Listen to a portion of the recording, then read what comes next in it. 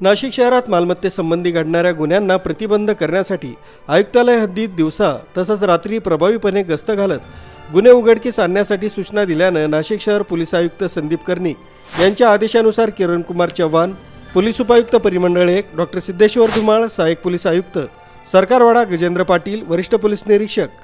Santosh Narute, police निरीक्षक गुन्हे Bhadrakali police Thane Nashik शहर यांच्या मार्गदर्शनाखाली गुन्हे शोध पथकाचे अधिकारी सहाय्यक पोलीस निरीक्षक सत्यवान पवार, यशवंत गांगुर्डे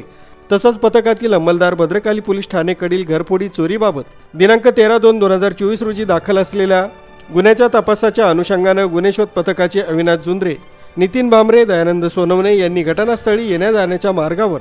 तांत्रिक पद्धतीने तपास करून आरोपींबाबत माहिती प्राप्त केली।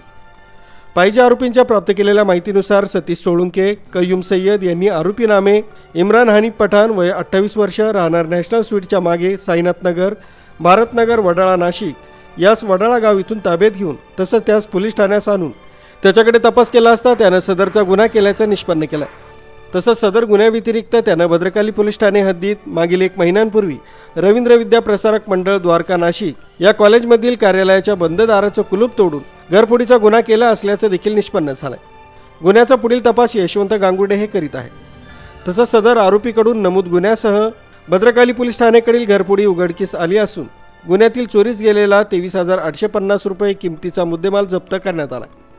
सदरची कामगिरी गजेंद्र पाटील, वरिष्ठ पोलीस निरीक्षक संतोष नरुटे, पोलीस निरीक्षक गुन्हे भद्रकाली पोलीस ठाणे यांच्या गुन्हे शोध पथकाचे सहाय्यक पोलीस निरीक्षक सत्यवान पवार, यशवंत गांगुर्डे, सतीश सोळुंके, कय्यूम सय्यद, अविनाश जुंद्रे, नितीन भामरे, निलेश विखे, दयानंद सोनवणे, नारायण गवळी आदींनी पार पाडली।